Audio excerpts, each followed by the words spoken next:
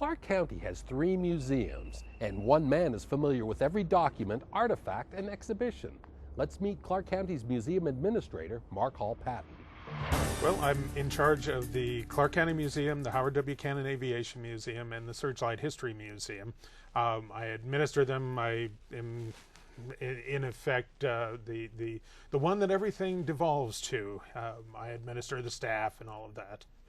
We'll talk. Let's go down and talk about all the museums. Let's talk first about the Searchlight Museum. Tell us what's out there. And Searchlight, of course, is the birthplace of Senator Harry Reid. It is indeed. It is indeed. Searchlight Museum is a satellite museum from the county museum. It's one room in the community center down there, and it really it's a small, compact exhibit that talks about the history of Searchlight. And it's interesting because Searchlight's one of those towns that we don't think about just how rich and deep its history is.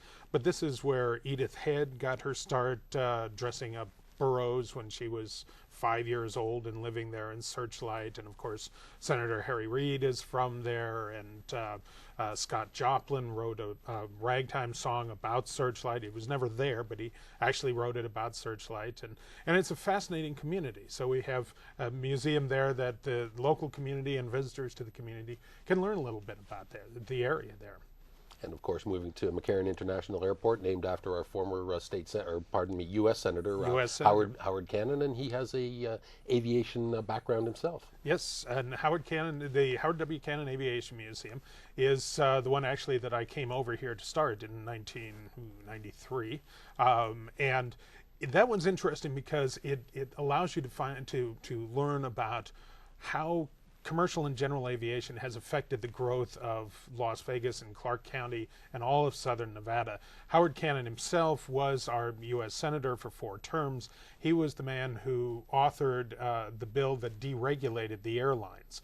Interestingly enough, the regulation of airlines actually came out of the Civil Aeronautics Authority, which was created partially by Patrick McCarran, for whom the airport is named. So we have 2 U.S. senators that sort of bracket what happened in commercial aviation in the United States. It's a fascinating collection there. Where do we get a lot of the artifacts and a lot of the exhibits for that museum, Mark? Well, that museum actually grew out of an agreement between Peg Crockett, whose husband George Crockett actually founded the airport in 1943. It opened in January of 1943 as Alamo Airport. And when her home was being taken over by the county as part of the expansion of the airport, she offered the artifacts to Bob Broadbent, who was then the director of the airport, and through an agreement between the Department of Aviation and the Department of Parks and Recreation, they created what is now the Howard W. Cannon Aviation Museum, which is the most visited museum in the state of Nevada. We get about 450,000 people a year that actually stop and interact with the exhibits. And as much as I'd like to say that's because of how wonderfully well I write them, I think because they're open 24 hours a day, 7 days a week, and are free and on the main walkway of the airport with 40 million people walking by, might have something to do with that as well.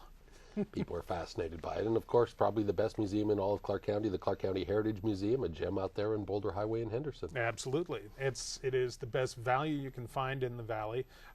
We have 30 acres out there, 28 historic buildings, railroad equipment, outdoor areas, walking trails, a ghost town area. We talk about the history of southern Nevada, and we cover it from time immemorial to today, looking at natural history and regional history, and hopefully giving people some sense of how we came to be. A lot of people, when they come to Las Vegas and come to Clark County, they see us as we are today, and we always tend to think that history starts whenever we get there, and that's not the case. The standard thing, if they know anything about the history of our area, it's somehow sort of the Oliver Stone view of history. It's Bugsy Siegel showed up in the middle of the desert, said, "Let there be flamingo," and everything grew up out of the sand. Well, it didn't work that way. There were a lot of people and a lot of incidents that went into building this amazing construct that we have today that is Clark County. And that's what we talk about. And we talk about what it was like to live here. We've got restored houses there that you can walk through and actually see how people lived. These are restored with food on the table, not real food. Not smell too good after a little while, but food on the table, bedding on the beds, all of this. So you have some sense that before air conditioning, how did we live here? Before we had all the amenities that we have today, how did people live here? And what was it that went into building up this community that we live in today, or these series of communities? And of course, last year we opened our candlelight wedding chapel out there, because people don't always know that 5% of all weddings in the United States are performed right here in Clark County. That's a lot of weddings, and for us here, that's an industry. It goes beyond the wonderfulness of your personal wedding into becoming an industry, and so we wanted to represent that, and that was part of the centennial last year. We opened that up. And Mark, of course, I know you're an unabashed supporter of the museum, as am I. And I think that I think that most people, once they get out there, they're surprised. And we just need to get more people out there to see what a fabulous place it is and learn so much about our rich history here. Absolutely, everything that we can do, we try to get the word out.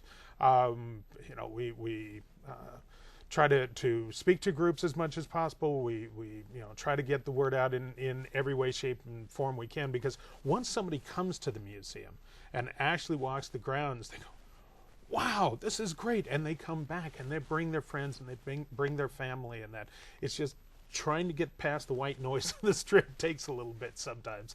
But we do that. We do what we can to get the word out, and we work with a lot of different groups that way. And Mark, you're no stranger to us here at Channel 4 or any of our viewers. Very recognizable with your hat through, as you say, your centennial programs, which were very well received last year, but also a little show now on cable called Pawn Stars. Yes. Using your expertise and authenticating, and how much fun is that? And is that helping draw some attention to the museum and to what we're doing here in Clark County? It is indeed. That was something that came in out of the blue when they were first putting that together last year. They called me and asked me whether I would look at a West Point uniform coat, and I said certainly, because one of the things of working in museums, you see a lot of stuff over the years. And I did, and asked them what the show was going to be, and they told me it was going to be a reality show about a pawn shop. And I said, do you think people will watch that? And they said, yes, we think so. And I thought, okay, and so don't count on me for prognostication, because it's turned into this huge phenomenon.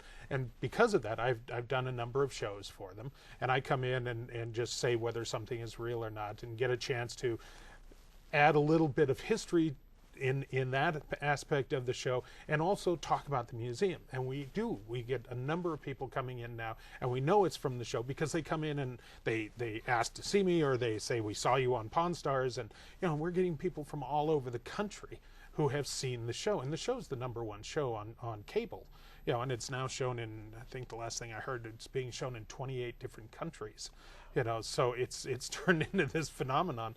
And again, it's that attempt to try to get the word out, because I know we have this gem out on Boulder Highway. We've got this site that everybody in the county ought to see. It will give them a better understanding of their own community if they will come out and see us. And shoot, for $1.50 for adults and $1 for children and seniors, you can't beat the price. It is the best value in the valley. Well, we sure appreciate you taking time to hang out with us and tell us all about the fabulous Clark County Museum system.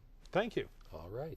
If you have any questions for Mark Hall-Patton about Clark County's history, or specifically about the Clark County Museums, call him at 455-7955.